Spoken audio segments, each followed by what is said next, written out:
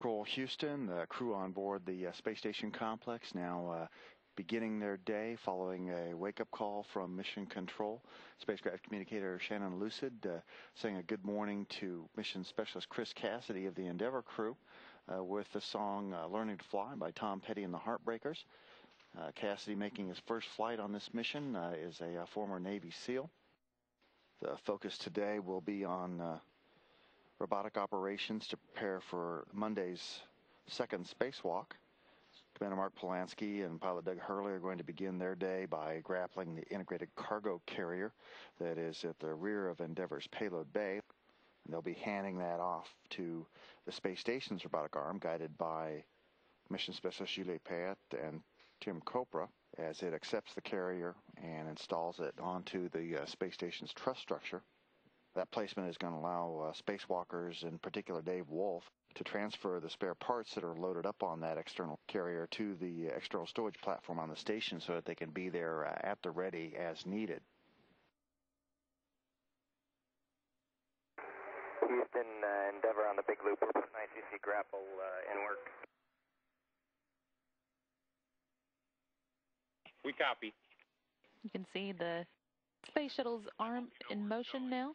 Again, that's being driven by Commander Mark Polanski and pilot Doug Hurley from inside the Space Shuttle's cabin on the flight deck, where the robotic workstation is for that arm. The view you can see on the end here is the latching end effector, which has wires inside of it that twist to grab onto the small prong you can see sticking up from the cargo carrier. That allows it to pick up the pallet. And all of the pallet with its equipment weighs about 8,690 pounds. Almost 6,000 of that, however, is the weight of the pallet itself.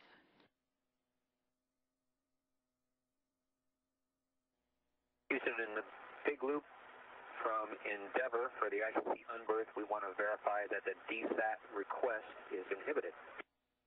And it is, and good morning. Good morning. In that case, we'll proceed, and for Julie and Tim, the ICC unberth is in work. And we're watching, thanks.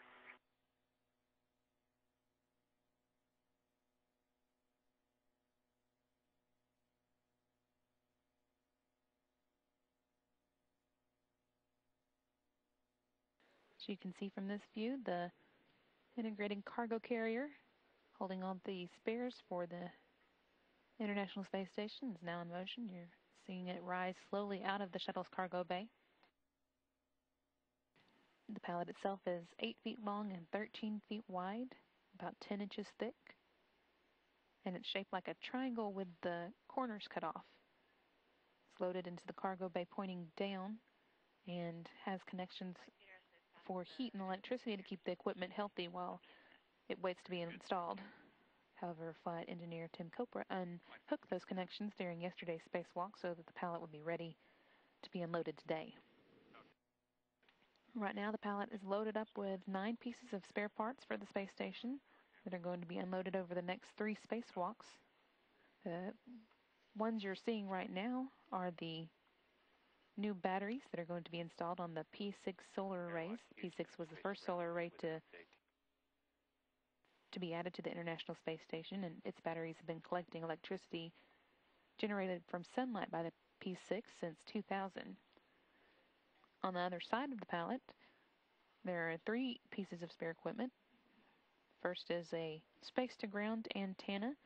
Those antennas actually provide video downlink from the station so that flight controllers here in the Mission Control Center or viewers on NASA TV are able to see what's going on, and also allows the station crew to make telephone calls and send and receive email as well as other high rate data communications.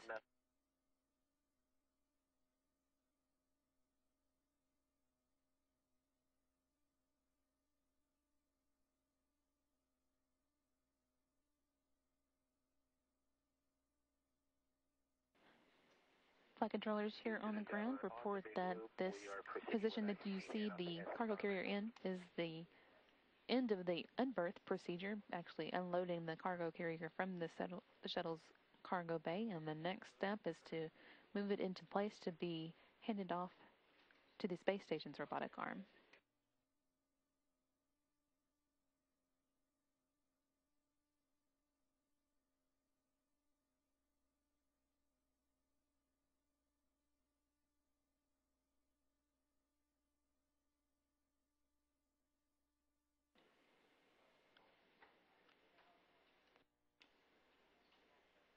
With the cargo carrier on its way to handoff position to be transferred from the shuttle arm to the station arm, you can see now the ocean passing below at a distance of about 224 miles.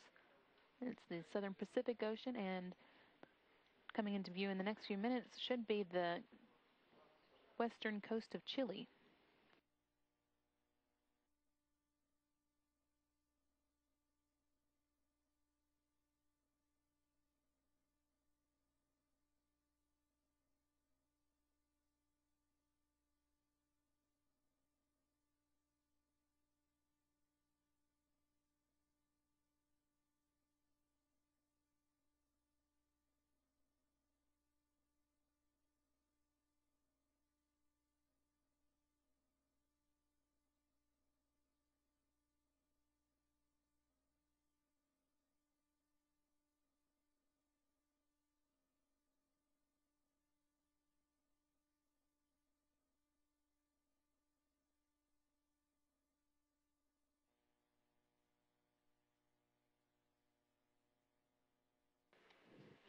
This is Mission Control Houston, the space station's robotic arm poised to grab onto the integrated cargo carrier, currently being held in place by the space shuttle's robotic arm.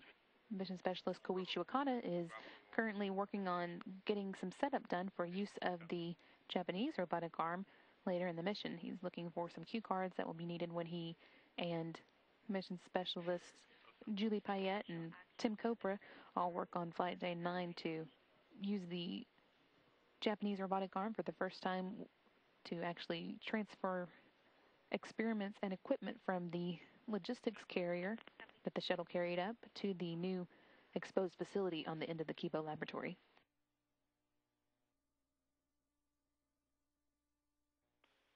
Station Tsukuba on Space Dragon 2 for Koichi for the Q card. As you can see, Space Shuttle's robotic arm has let go of the cargo carrier and is backing away.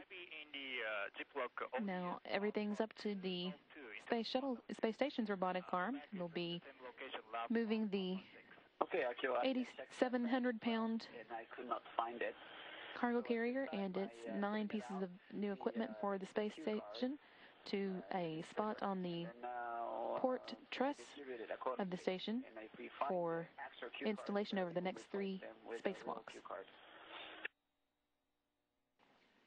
Mission Specialist Julie Payette and Flight Engineer Tim Copra continuing to move the cargo carrier in closer to the position where it will be stored. That's actually going to be on another end effector on the station's mobile transporter that allows the whole robotic arm to move up and down the station's truss, and that will be currently positioned on the port side of the truss, but allow it to move around as needed. And as you can see, the space station robotic arm now moving away from the integrated cargo carrier, having installed it on its own mobile base, mobile transporter system.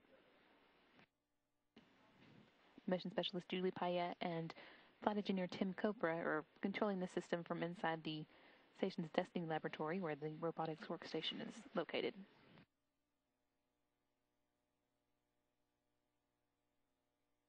Endeavour Houston on 2, your terminate time for the fill is in about 4 minutes at 19:12:30.